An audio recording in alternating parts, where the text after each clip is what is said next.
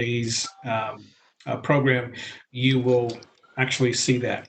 So, managing teams in times of crisis, how brain-based technologies are influencing corporate and personal well-being. As you might imagine, as I said earlier, everyone in the world today is in the same identical um, biological and emotional spot. There is a lot of uncertainty out there, but part of the objective today is to list the best practices for managing teams during times of crises. You'll be able to describe the four reciprocal psychological needs that every human being on the planet has. It does not care about your race, color, or creed. And you will also be able to understand how the brain creates a concept of self. How the brain creates a concept of self and the four reciprocal psychological needs are the two things that every human on the planet has to deal with every single day. We deal with the four reciprocal psychological needs in conjunction with how we have created a concept of ourself, a concept of another person, the concept of a place, and the concept of a thing. So those will be the objectives for today. When you finally get the deck slides, you'll see 34 slides. I realize in today's modern um, arena, we're not supposed to have as many slides, but hey, the coronavirus is making us go back to old school training and teaching. Now, I will tell you that I'm a different presenter, so I do use a lot of comedy. I also do a lot of um, personal stories and anecdotes as I go through the process. And so, one of the things that you will want to do is devoid yourself of any other past workshop that you have attended. I just want you to suspend that for the moment and just breathe a little bit. So we're going to have fun. So what I'll do is we're on the objective slide. So the next slide actually is this. So we start here with the brain. So what if I told you there was a more effective way to lead, develop, and coach other human beings? And what if I told you that you could influence lasting change with others?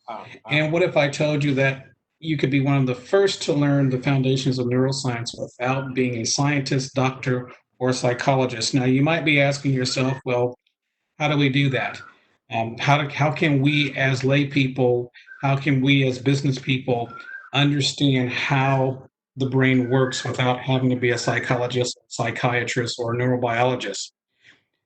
All of us practice some form of neuroscience every single day.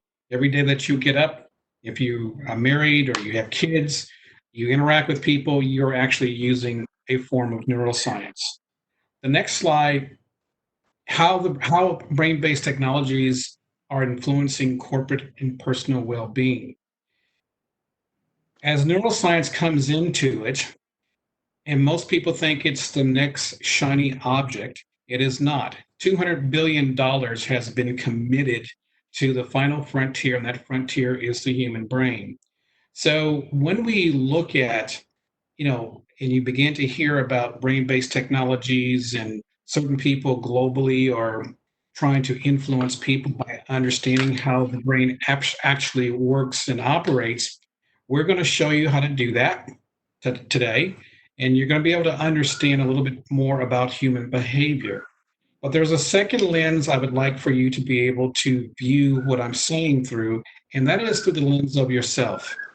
Everybody is who they are because of what makes them very unique. And it is your experiences, it is your beliefs, it is your tribe, it is the environments that you work, live, and play in that help shape who you actually are today. So, part of me as a behavioral psychologist and an organizational psychologist, I have been very fascinated with how the brain works and human behavior. Probably because I was a bit of a naughty child growing up. So I was allowed to remain curious for a very long time. And if any of you are taking notes, please write that word down, curious. As adults, we are no longer as curious as we were when we were children. And so part of this process is to actually teach us and step us through how to remain curious throughout the entire growth process. So as we begin to get into this, I want you guys to be able to understand on the next slide that you will see that neuroscience actually influences three particular areas: business applications, personal development, and coaching. Those three combined are well over a $255 billion a year industry, and it's only going to go up. So, this is something that what little bit you learn today, you will be able to apply immediately, but you will be able to apply it to yourself. As I have delivered this across two different countries already, the one thing that most people will say to me after the first hours is that, wow, I now understand oxytocin and I now understand cortisol. Most of us would have heard those two neurohormones or transmitters by this time. However, you're going to hear it from an actual application perspective. So as we move to the next slide, let's begin our journey by looking at the neurological basis of human development. The first is how the brain creates a concept of self. So I'll just let someone catch up with that because it'd be great if you said this. Next slide, please. Here is why you are the way you are. Here's why your children are the way you are. Those of you who are managers, this is why you are the way you are. And this here is why your employees are the way they are. So everything begins with information. That information process begins while you are in the womb. So whatever hormones that your mother is releasing at the entire process of us being in the womb, that has a very dramatic effect upon our personality types and matrices. So the information that comes in this case, is probably only going to be chemical, which leads to one of the five senses. So that means that as fetuses, we are bathed in either the hormones that we're bathed in are going to be oxytocin and cortisol, as well as a few others, but we're going to rest on oxytocin and cortisol for a very powerful reason. So as the information comes in, that then gets translated into our emotions. So even when we're in our mom's bellies, we still have emotions. So I have actually seen children kick, and they weren't kicking because they were happy. They were kicking because they were prodded. I've seen children literally move their hands when something was said funny to the mother and the mother released oxytocin.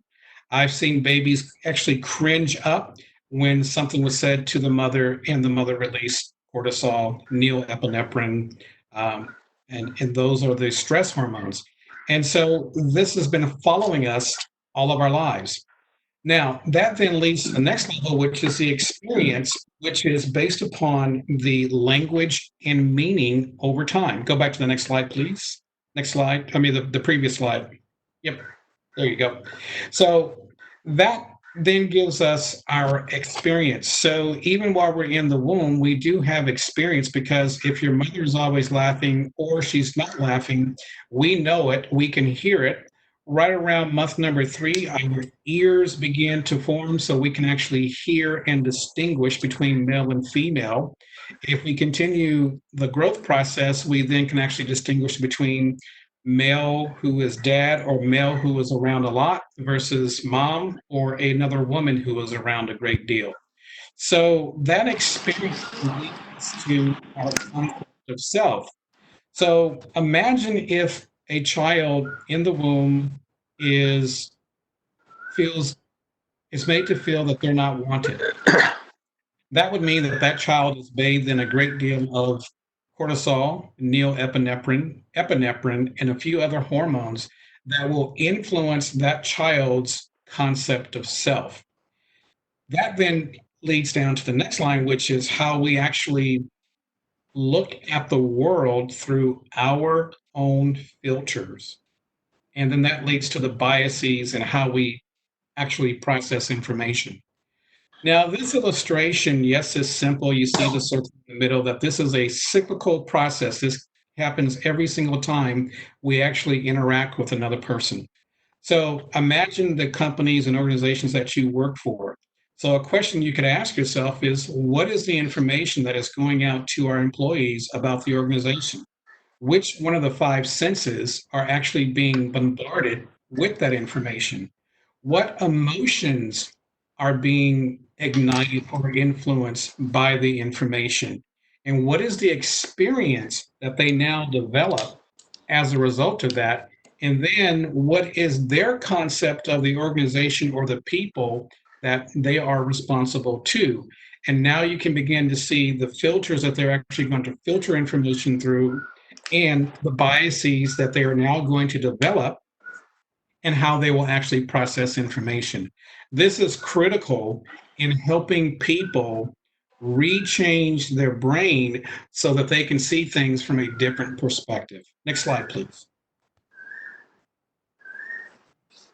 The second most important neurobiological area is actually the four factors that influence human behavior.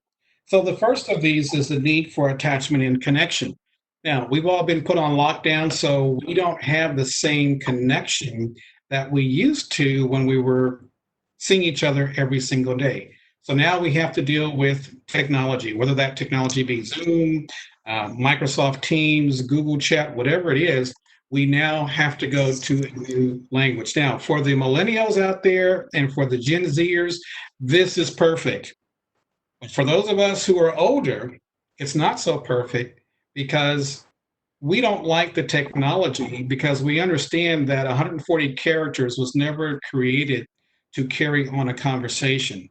But Gen Zs and millennial generation, they're quite comfortable with it. But that's also part of the reason that we have a lot of the problems in the world today is because people are communicating information through devices that were not meant to communicate information.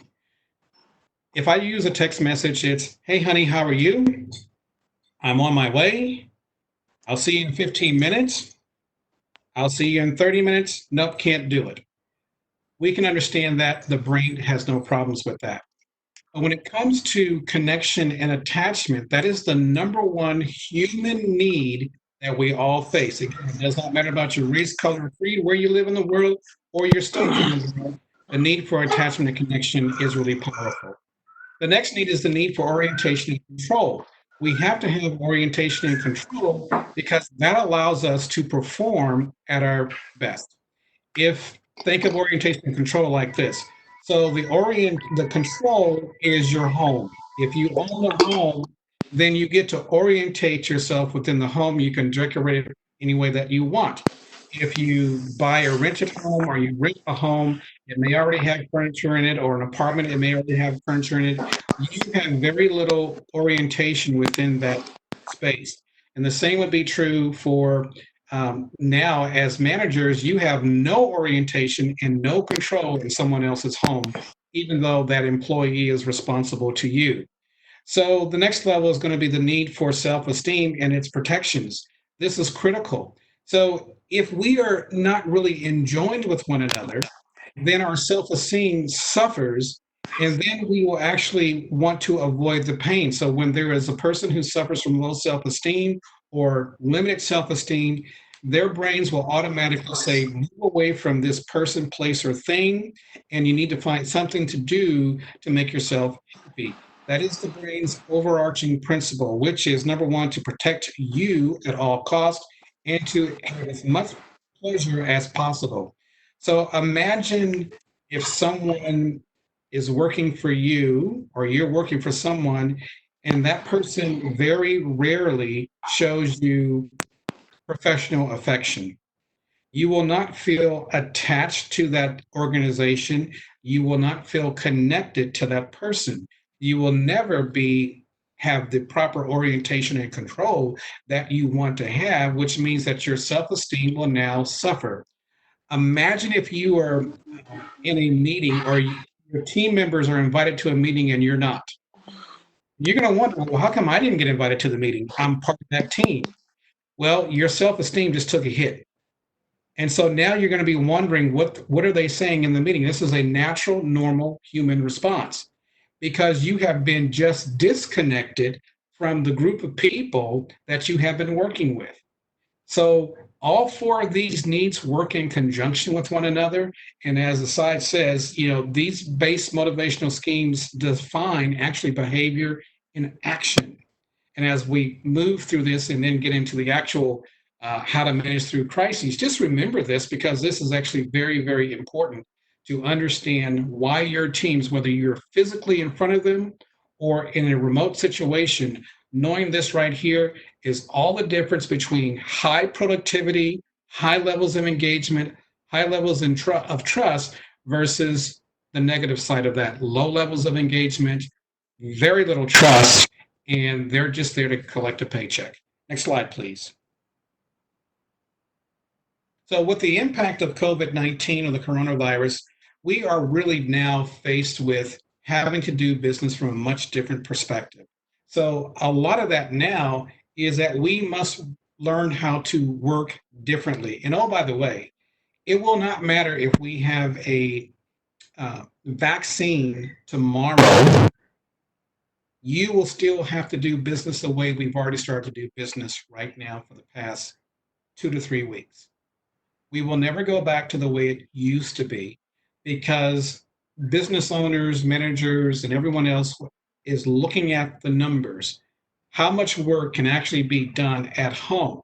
Back in the day, working from home was a privilege or it was a perk. Now it actually has become a necessity. Next slide, please.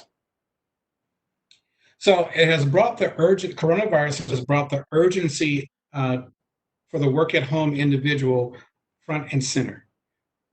Technological advancement also has made it very simple for us to do this with. So everyone has an internet connection, so we can actually conduct some work.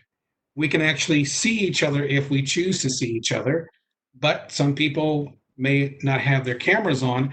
I would suggest, as you are leading teams, you should always have your camera on because your face actually will add a great deal of certainty versus the uncertainty that most people are facing right now today. Next slide, please. So now we're going to move into the meat of what we're here to do, and that is to look at the best practices to successfully lead remote teams. Keep in mind those two very important slides, how the brain creates a concept of self and the four reciprocal psychological needs as we go through these 10 steps, and these will be brief. And oh, by the way, I forgot to mention this earlier. If you have any questions, please write your questions down in the chat box. The team will actually look at them, so I don't have to look at them, and they'll just call them out when we get done here in the next 7 to 8 minutes.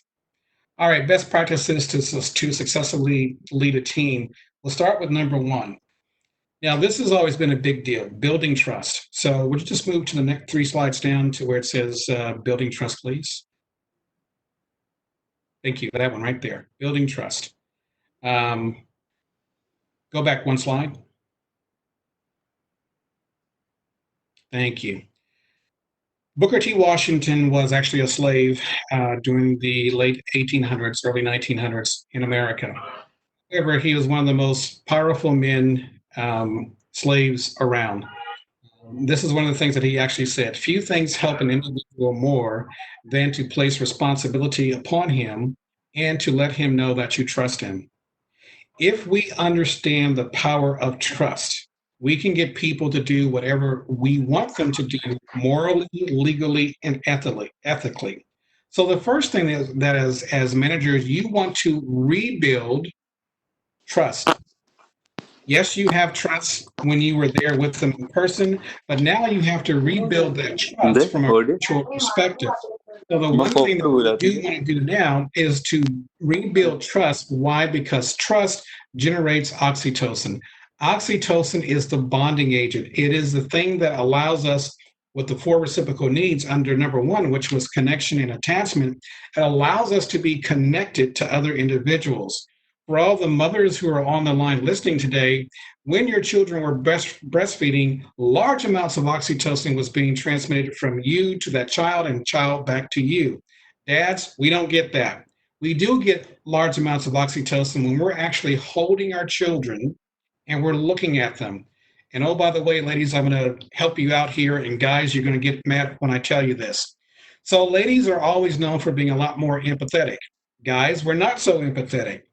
Guess what? We now know the biological reason why men are not as empathetic as girls are. And it's because for a long time we have been taught not to cuddle baby boys, cuddle baby girls. Here's what we discovered: by not cuddling baby boys, there is a gene that does not develop when it's supposed to, as it does within girls. So girls are much more empathetic at a much earlier age than boys do. So, for those of you who have young children, young babies, and even if they're, preteens, may I encourage you to put your arms around them and hold them tightly. Don't squeeze them, just hold them tightly and say, I love you.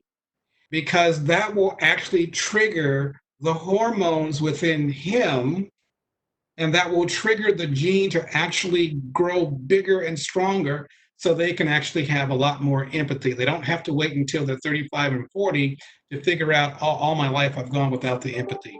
So we want you and everyone else to build trust. Next slide, please. John, while we are here on this slide itself, there is a question from Subhash. He asks, do women make better coaches as they are more empathetic? How many women are on the call before I answer that question? Yes, initially, unless a male coach is fully aware of how empathy actually is formed. It is very easy for us as men to develop empathy even where we are in this stage of the game. It's all about listening, and it's all about not judging, and it's all about being curious with that person.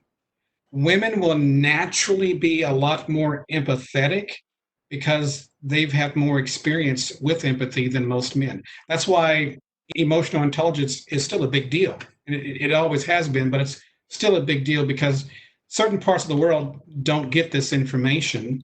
And I mean, I just left, Malaysia, where employers still yell at their employees. I can't figure out the reason why. And the women are just they're really freaked out about it, and now to the point where some of the men don't want to have anything to do with great companies because they actually have bad managers and bad coaches and bad trainers. So yes, the answer is yes. Women are much more. It allows them to be a better coach in the beginning stages, but as a man develops and he understands empathy, he too will be at the same level. Now, when we define what makes a better coach, by that, if you also mean that that female coach will have more influence than that male coach will, the answer to that question is yes, until that male coach really understands the power of empathy. Thank you, Don. You're so welcome. men, there's hope for you too. Sorry? No, I was just addressing all the men on the call right now. I said there's hope for you too. Yes, there's hope for us men. So, but just remember that building trust releases oxytocin, and that's the key thing you want from this slide. Have lots of oxytocin. Next slide, please. So, I'm going to give you a new definition for trust. Come back one. So, here is the neurological definition of trust. The T stands for testing assumptions. Vicus, this will go directly to the question that was asked. So women automatically test assumptions, which means they will ask the question. If someone says, "Oh, I'm just a bad person. I smoke too much. I'm overweight. Blah blah blah. Yada yada yada," a female coach will test the assumption. She won't judge. Whereas a guy, we will judge that situation immediately.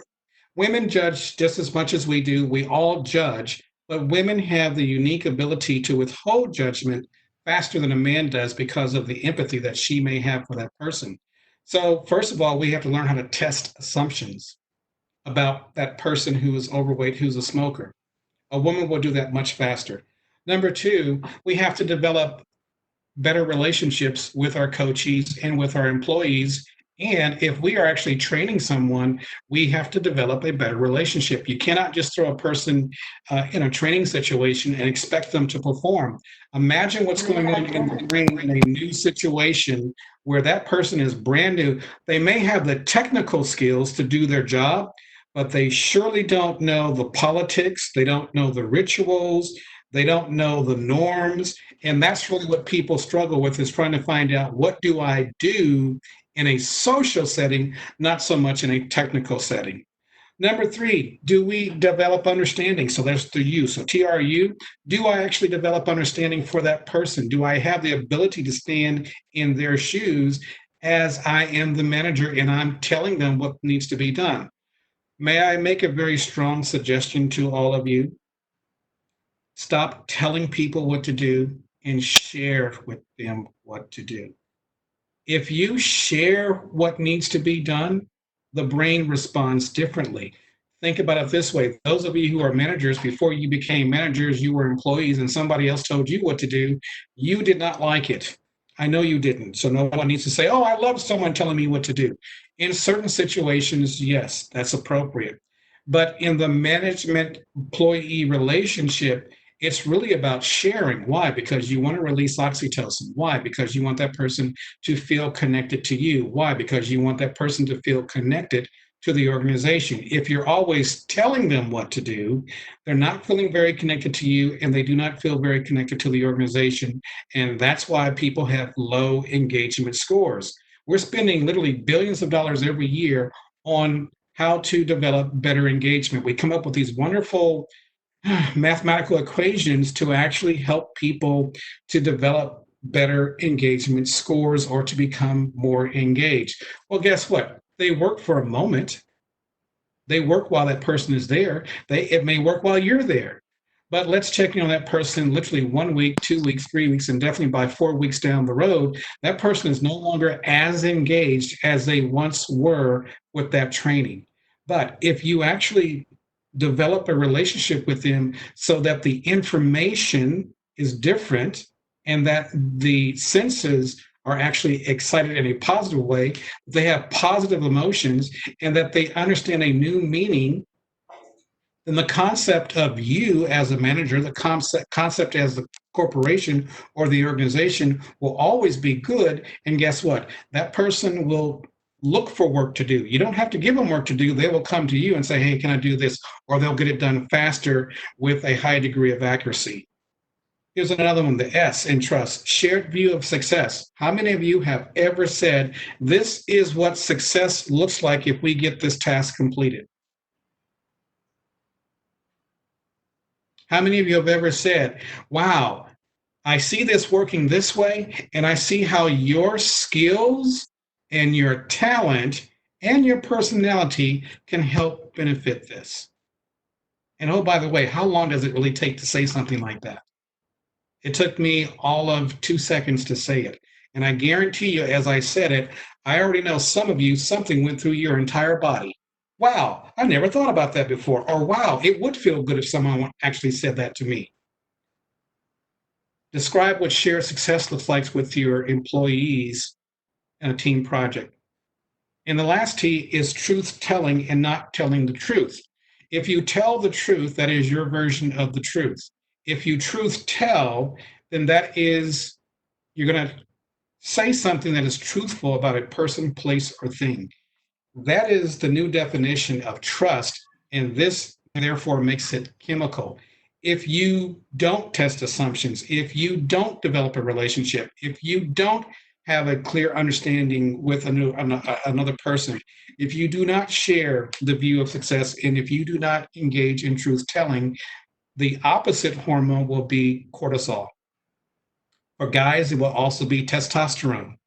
It will be neoepinephrine and epinephrine. And guess what? We're going to be angry. And you will be angry very quietly, and this will go on unconsciously without your awareness of it.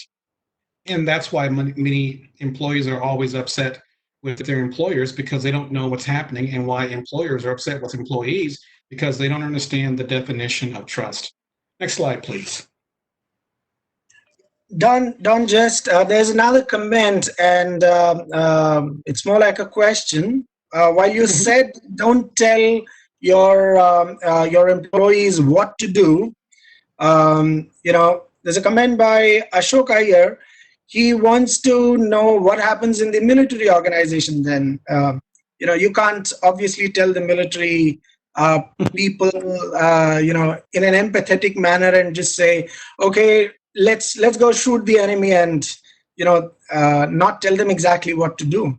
So, his comment is, in a military organization, instructions matter, and it's a part Yes, of they the do. discipline. Yeah. Yes, they do. So how does this So, differ from a normal organization? right. So, military is the only exception.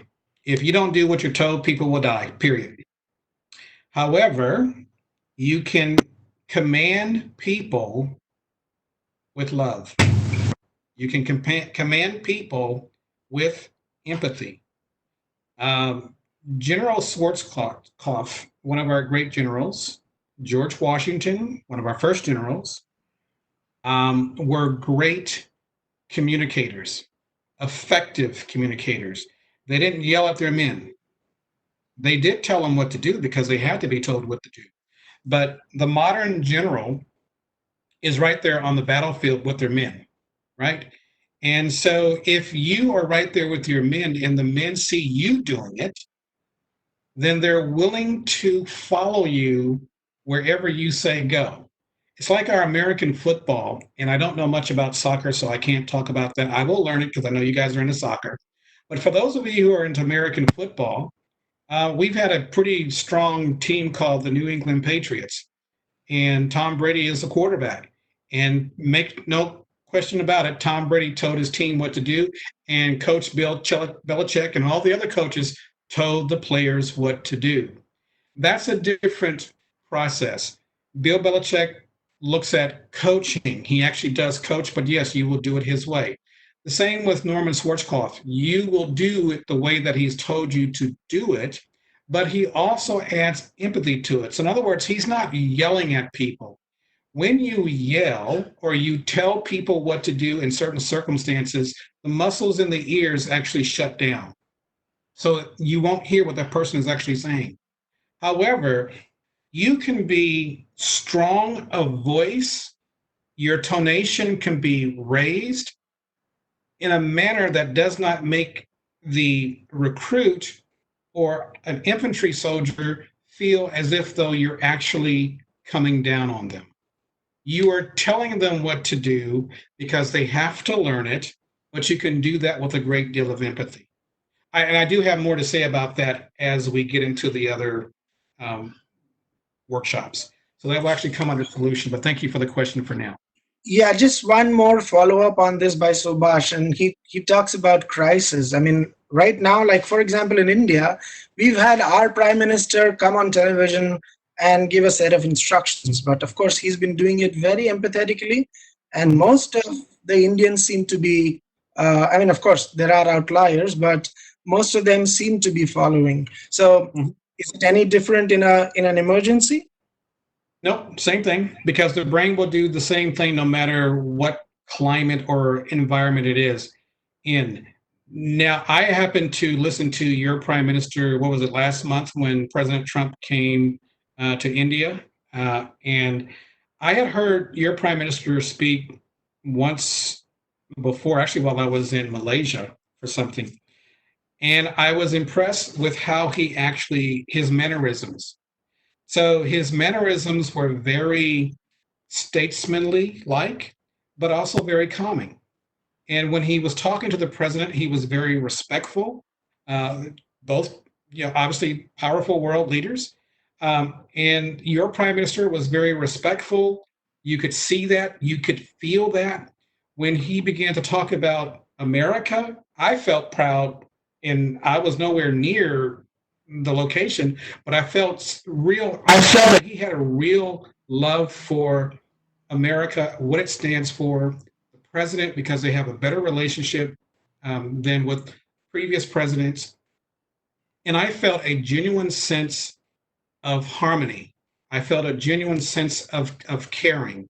I felt a genuine sense of co-creating something between two countries that can make a difference to the entire world. So, yes, you can lead with empathy. You can still bark out the orders. And what I mean by that is this: look, every infantry soldier has to go through boot camp. We all have been there. And yes, drill sergeants got to do what they got to do. We get that. That's to break people down and is to put people on the same page. But once you break a human being down, you have to lift them right back up because you don't know what their stories are. Now, most drill sergeants will say, I don't care what your story is. You have to do what I tell you to do, or people will die. That is true. But here's what's also true. If you learn something about your men, and that means around the campfire or around the water cooler, as an officer, go hear their stories because that's the time to do it. And here's a little tidbit for you. Studies have been done recently about the water cooler. The average time spent around the water cooler in productivity within units, organizations, and business units increased by 13%. Think about that. So that means people have to decompress. So even in a military environment, you're not always rah, rah, rah, rah. There is that time for them to decompress.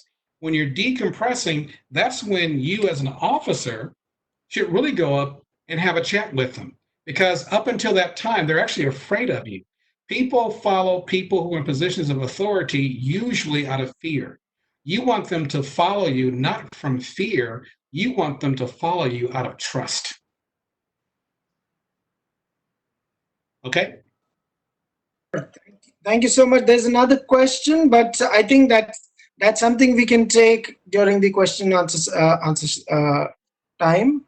And yeah, there's one more comment which says sometimes actions are enough to build trust, by Uresh. Yes, sometimes, but that's usually amongst family members who know you. If you have employees who just see you do something, there is trust. It's called transactional trust. And that's the same trust when you go to put gas in your car. Number one, you believe that the gas station will have gas. Number two, you will go in, you will pay for your gas. Number three, you will come out to your car. Number four, you will take off. Number five, you will believe there's no water in the gas and your car will run properly. That's called transactional trust. The trust that we're talking about, or that I'm talking about, that the brain needs, is called transformational trust. That's the trust that you develop not just with actions, but you also develop that with words. You also develop that through empathy. Words, the words you use, creates worlds. If you tell someone that you don't like them and everything that you do proves that you don't like them, they will never, ever trust you. It won't even be transactional trust. It will be the lowest form of trust, which says, I have to be here. I've got to pay the bills. And so I'll just close my eyes. When that person talks, I don't even care. You don't want that trust. And many people operate with that level of trust. You want the transformational trust, which says, I can ask that person to do me a favor, and that person will do it. If I give that person some responsibility, they will go above and beyond. If I ask that person to stay back late, they will get on the phone, call their wife, call their kids, call anyone, say, listen, I've got to stay back late for another 2 hours, but I will be home. And they will get that work done in 2 hours so they can keep their commitment. You want transformational trust. You are absolutely right. Trust can be gained by just doing, but that is transactional. That's not the trust that you want. The only time that you want to deal with transactional trust is if you go to the grocery store, you put gas in the car. I'll tell you a true story. Right now, I don't know about in your country, but in my country, we have to queue to go into the stores now. And the people that I normally see, they're usually smiling. And we've always practiced transactional trust. The other day I was in the store and I happened to be on the telephone. And that person who I usually would smile at and spend a little bit more time with actually waited until I got off the phone, and then they smiled at me because I walk around with a smile on my face, especially now. There's always a big smile on my face. And it's not a polite smile, it is a transformative smile. The polite smile is the one that you put on your face and it just looks like, okay, you're being polite. Now, we know through neuroscience and testing that have been done on smiling, you get a lot more done and you have a lot more buy-in if you actually give a warm, genuine smile. The two types of smile we do in the world today is polite and genuine. When you give a genuine smile, it actually changes people. So the people who usually served me at the store, because I was on the phone, they were accustomed to my genuine smile and not just my polite smile. Because I don't really give a polite smile unless I'm angry or upset about something. So again, you're correct, but just bear in mind from a neuroscience perspective, it is called transactional trust. And if that's all you're after, that's fine, but you can go deeper. Okay? All right. Sure. All right. Number 2, create rules of engagements or co-create rules of engagement. So in this time where you have no control in that person's home, you're going to have to co-create new rules for the work at home employee. All right. Why? Because it removes uncertainty. You cannot conduct business the way that you did before in a physical environment. You do not want to have uncertainty rolling around because there's going to be too much cortisol floating in that person. When you're in your own home, that is your castle. You don't allow someone to come into your home to tell you what to do. Yes, we all know work needs to be done, but as we get through these, you'll be able to see, oh, there's a better way that we actually have to do it. So co-create new rules for the work at home employee. Next slide, please.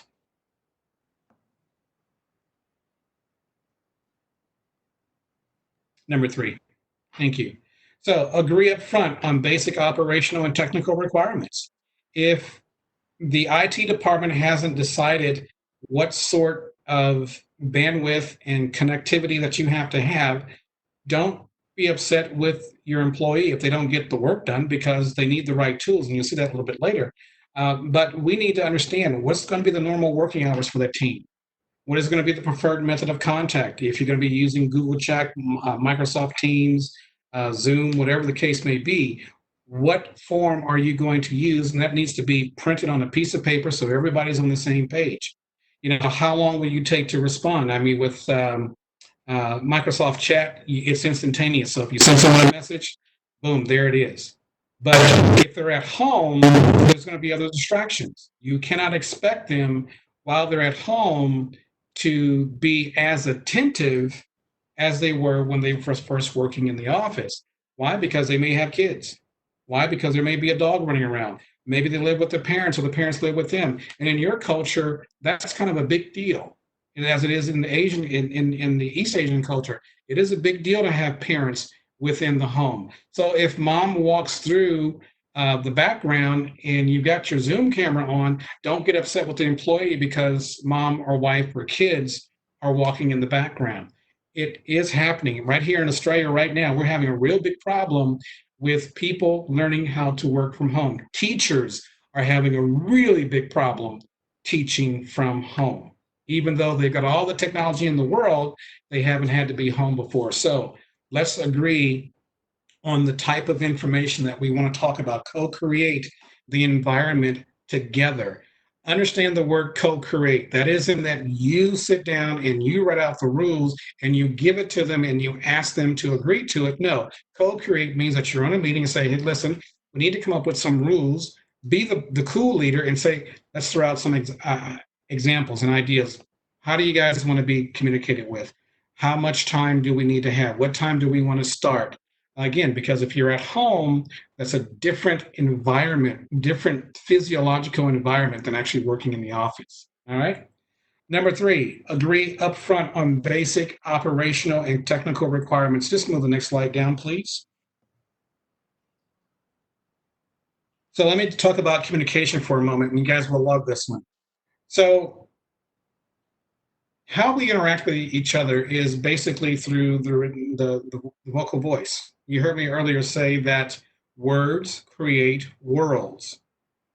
Words are like a heat-seeking missile waiting to explode on something. Okay?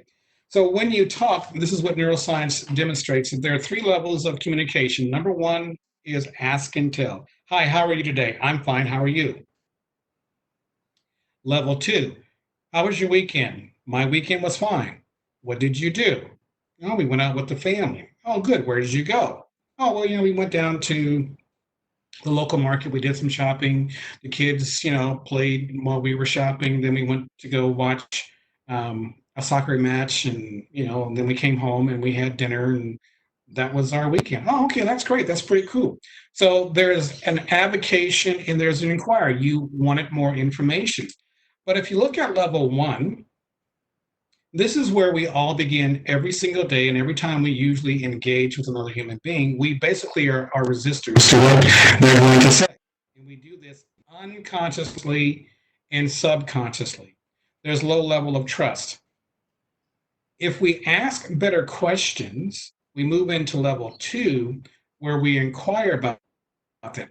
Hey, Don, I heard that you played soccer this weekend. What position did you play? Oh, I played, left winger. Oh, okay, cool. I played left winger. I don't know if there's a left winger in soccer, but I'm making it up as I go along. So if there's a left winger and you played left winger, guess what? We now have commonality. Now I'm sitting on conditional trust because you're actually asking and inquiring about me. The last level is the share and discover, where we actually co-create. Hey man, I heard you played left wing. Yeah, okay, yeah, good. Hey, look, I actually heard someone say what you were doing, and they said, geez, if you could just do this little bit over here, that might be a little bit better. Would you mind sometimes if we get together and I can show you how I actually do it, and maybe you can adopt that as well? Oh, hey, heck yeah, that'd be great. You just went into co-creation. But let's put this purely on a business level. Let's say, well, we all know around the world, Monday is the worst working day, along with Friday. Mondays and Fridays are the worst working days of the week. You don't know what happened to that person throughout the weekend. You do not know what that person had to go through to get to work, what the travel time was, and if there was an argument with the kids, the wife, the mother-in-law. You don't know. So when they get to work, their prefrontal cortex is already under stress, which means they're not going to make great decisions. They will make decisions, but not great decisions. And oh, by the way, creativity right out the window. Because if you've got too much cortisol floating around, you are not very creative. And what is the top 5 things globally that every manager wants their team to have? Creativity. That's what they want. How are we going to be creative? Well, remove some of the stress and you can be creative. Now, if I come into the office and you ask me, hey, Don, how are you? And I go, okay, fine, and there's no follow-up, we're going to get stuck in between resistor and skeptic and low levels of trust. If you go a little bit further and you inquire more, then I'm going to move into level 2. I still may advocate for my position. You as a boss will still advocate for your position. But if you inquire just a little bit more, I'm going to get, as an employee, to the wait and see side of things, and I will develop conditional trust for that moment. And if you push it just a little bit further, I will actually become a co-experimenter with you, and I will want to discover what you're talking about. We will co-create a solution together. We will actually go from I-centric behavior to we-centric behavior. Now, for the military, this still applies, believe it or not. You can only do that after you've gained that level of transformational trust, which is around the water cooler. Take that 10 or 15 minutes when you give them a break, where they have to go and reflect upon something. As a commanding officer, you see that person is struggling with something. Instead of putting that person under pressure, notice what they do well. Comment on it. Guess what? The thing that they don't do so well will change because you commented on what they do well. That's that shared success thing again.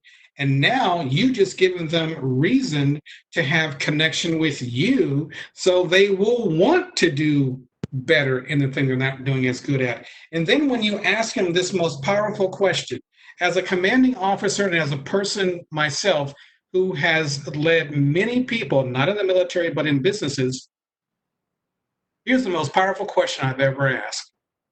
What can I do for you to help you be your best?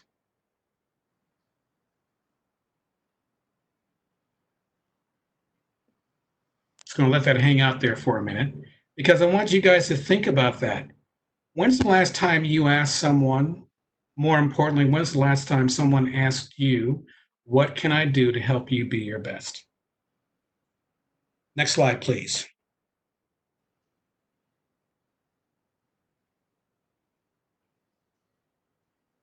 Ensure your team members have the right tools for success.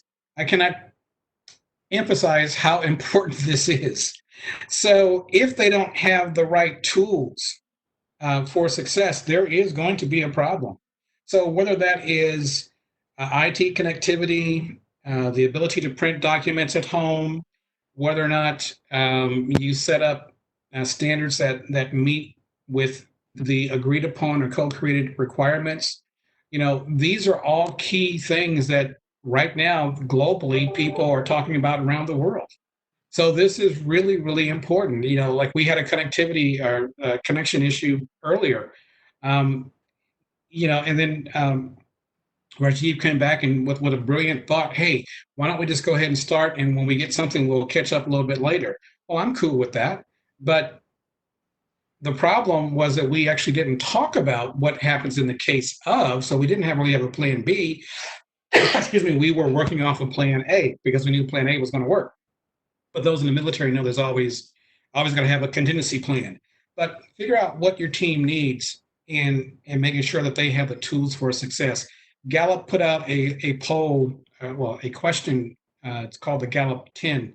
Came out about 11 years ago now. One of the questions on there is, I actually have the tools to do my job well every day.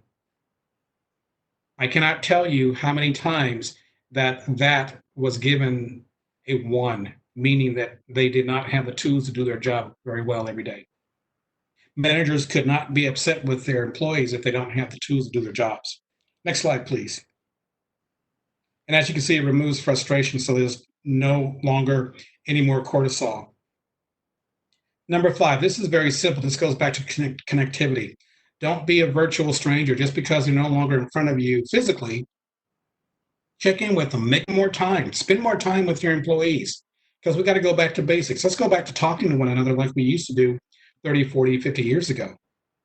Sit down with your employee. Yes, those of you in the military, you can't do it as often as other organizations can, but you can spend time with them. Again, that break, that evening time that you give to them, maybe schedule some time with people to say, hey, listen, I just want to see how you're doing. Now, this is very powerful because now you're checking on their emotional well-being. Now, there's a new buzzword in the business community right now. It's called psychological safety. And that is based off of the 4 reciprocal needs and how the brain creates a concept of self. If you are a stranger, they do not feel safe when you send an email. It's an email. We are all getting lots of emails right now. I got 13 emails at 8 o'clock this morning. That's a lot of emails for me to be trying to get through. So I've never really done that. I have a certain time of the day that I answer all emails, which is usually after I've had my lunch. But don't be a stranger. Find the balance and work with people. I know I'm saying things that's challenging many of you, but I'm also saying things that we know from a neuroscience perspective actually works. Next slide, please. Now, the military will appreciate this one. Focus on outcomes and achievements, not daily tasks. You got to place a premium on relationships over tasks. Right now, the business community globally places a premium on task. Stop looking at the task. That's pretty easy to do. Anyone can do that. What we're really interested in is relationships. The stronger your relationship is, the task will get done automatically. and it shows that you care. It will release oxytocin. Trust levels will go extremely high. These are little things that you can do starting right now. If those of you that have nighttime teams, you focus on the achievements. Excuse me. Ask people, how you doing? Ask people, is there anything I can do to help you? Ask people, is there anything you need while you're sitting at home that will help you do your task better? Oh, by the way, we had a win yesterday. Just wanted to share that with you. There's a friend of mine who builds fish tanks. And he let me see a tank that he actually built. And people were, oh, you could have done this. You could have done that. You should have done this. You should have done that. I called him up this morning and I said to him, I said, Anthony, I saw your tank. I heard what people were saying who you built the tank for. I just want you to know that that tank actually looks pretty good. They don't understand how a reef tank works, but I do. And what you did was awesome. This was over the phone. I could literally feel his body change. Yesterday, I saw he felt rejected. His self-esteem was under pressure because the customer felt that he didn't do it the right way, but he did. And I called him and I changed his entire disposition in less than a 3-minute phone call. Build your relationships, put relationships over task and not task above relationship, because you want the oxytocin, the trust levels to go up. For the military, the same thing can happen as well. If you build the relationship, the task will become easier. What I'm talking about, the United States military does do, by the way, I know because I was part of the team 18 years ago that began developing the protocols to change how officers respond to enlisted men and women. So this does work. When managing in a remote force, it's tempting to focus on what employees have done each day.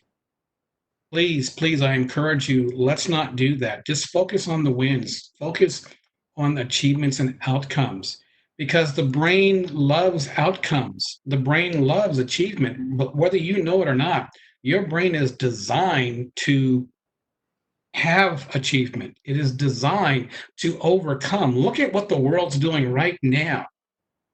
We are creating new things that's going to be able to test whether or not someone had COVID-19, whether they are whether they're in the position to spread it around with anyone else, or if you haven't had it. I mean, we've got all this stuff that wasn't even on the radar just 2 months ago.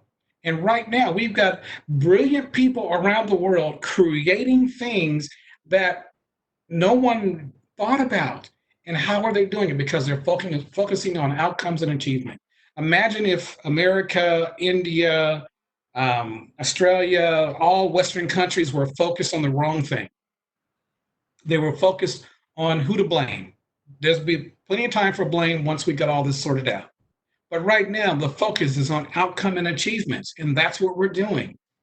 I saw a picture on the news the other day in your country where police officers were beating adults with those cane sticks. I hate them. I've been hit by one before in my martial arts class. They hurt.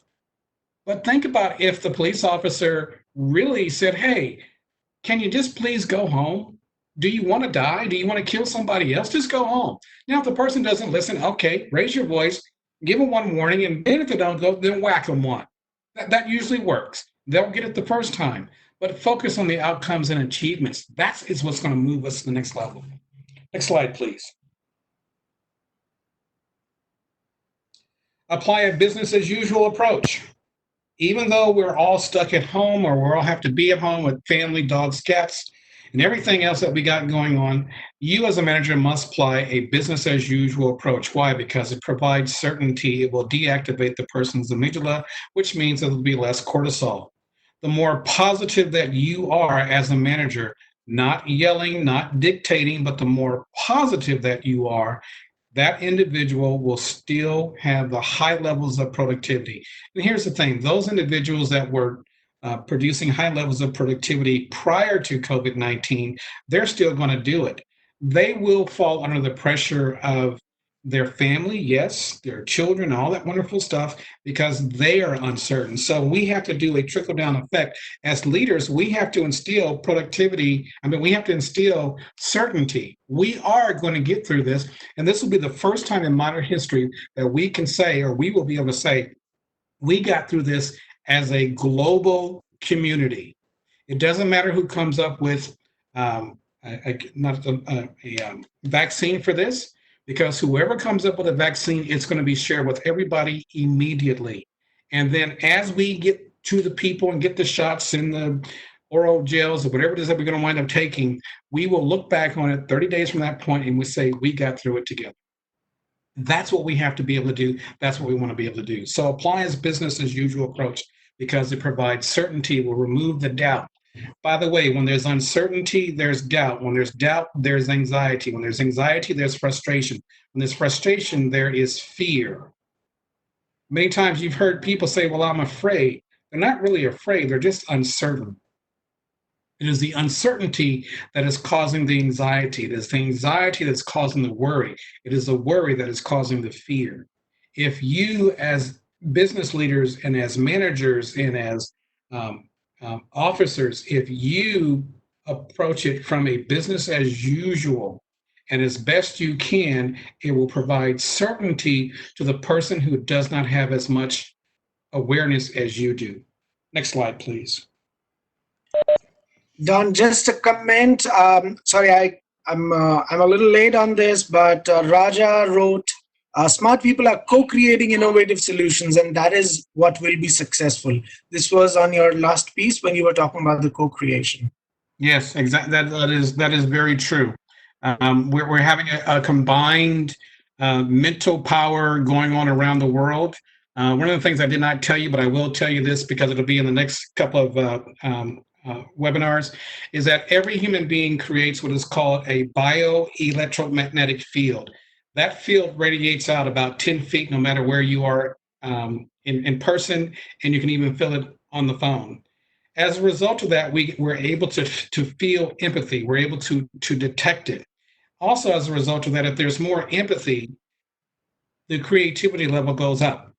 I'm looking, and I don't know about in your country, but I because I live in Australia, I got to listen to what their experts are saying over here, and obviously being American, I listen to what we're saying there, and I'm looking at two countries that are creating things in a way that is making the information is getting out to the people, so the people are actually becoming less and less and less fearful because of what the leadership of all countries around the world are actually doing. But you're absolutely right. Because people are, for the first time globally, have to come together, we have to solve this problem. No one's trying to take, the lion's share of glory. This will be a global success story. And I'm glad it's actually like that, because not one country can say, well, look at what we did. This will be a global success story. So well done. Good comment. Hey, Don, this is Rajiv. Time check. We got 5 minutes left. Yeah, I got 2 more slides and we'll be done, and then we'll open it up real quick. Okay, focusing on maintaining or building genuine relationships for the first time. Sometimes this is what we'll have to do. Why? Because connection is a primary human need. So focus on maintaining or building genuine relationships. And you can do that by creating new rituals. The water cooler now becomes a virtual water cooler. If someone is known for telling jokes, tell jokes. If someone is known for telling fun stories, have that person tell a fun story. Whatever your rituals are, do them. Just do them and have fun. Next slide.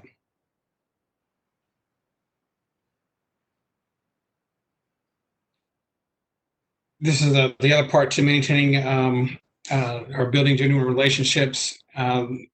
Take interest in an employee and allow them to share something personal. If you guys have Monday morning virtual meetings, before the meeting actually gets started, take literally 7 minutes just to talk about how everyone is doing.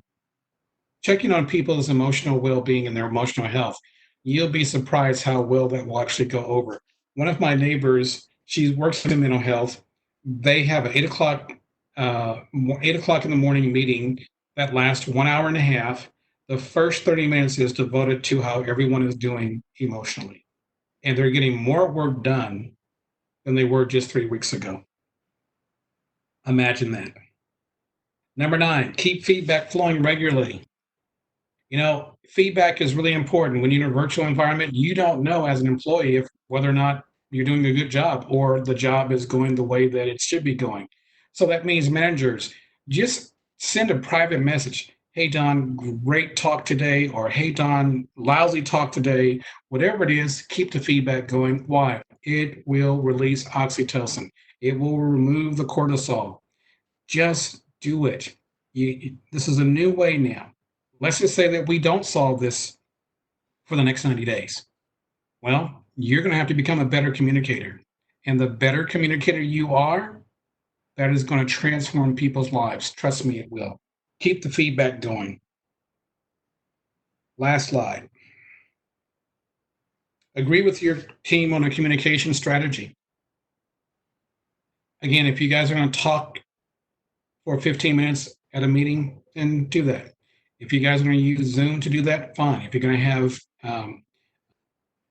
private messages, please put that out so everyone knows. If you need to have, are going to set aside 2 hours throughout the day for people to call you up or chat with you, Zoom or whatever the device you use, then let that be known to everyone so they can feel comfortable and feel the freedom to call in and have you chat with them or have them chat with you.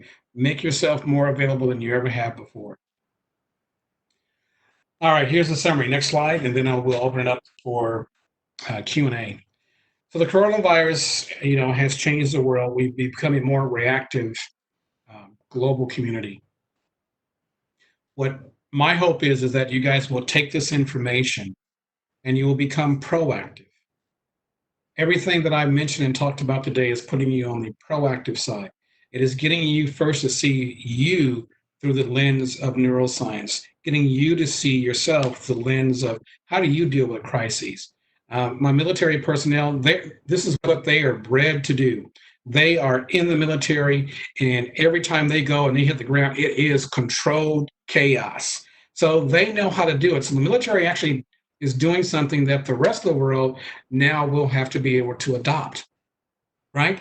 So these tools, these 10 best practices will put you in a proactive state where you can know why your employee is doing what they're doing. You can understand their behavior. More importantly, you can now influence and change their behavior if it's negative to positive, if it's positive to greater positivity, because you now know the emotional and mental neurobiological reasons for people to actually change. And with that, ladies and gentlemen, because we have gone, I'm not going to go through the remaining boring slides. We will send out a rollout of what the next is. So we'll talk about solutions in the next workshop. We'll talk about performance, and we'll actually have an embodiment masterclass.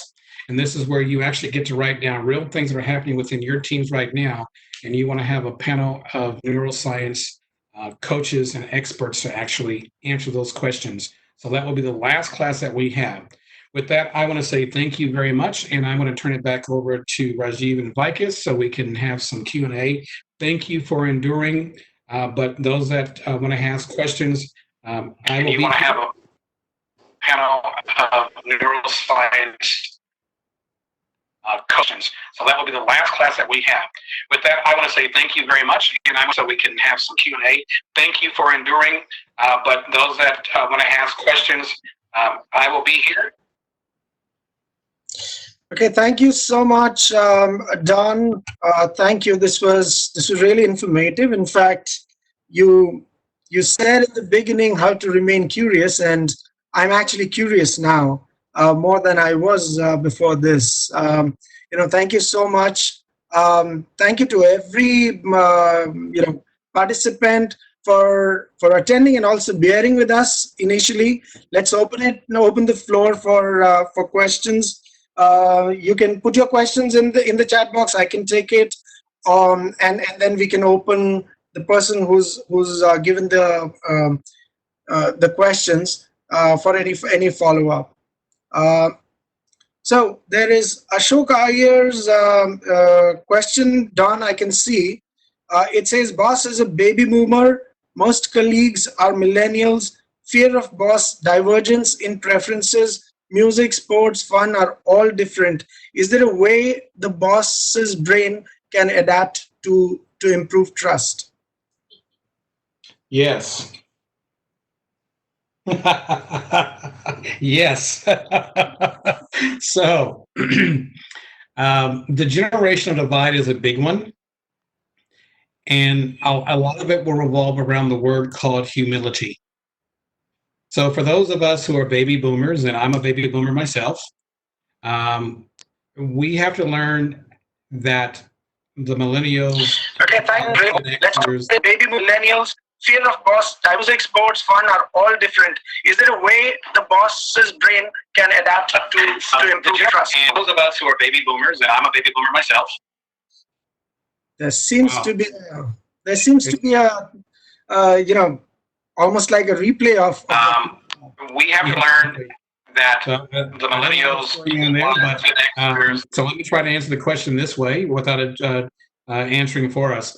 So one of the things that I think is important for us is to practice a level of humility, which means we've got to get down on their level to find out what they like. So it's like anything else.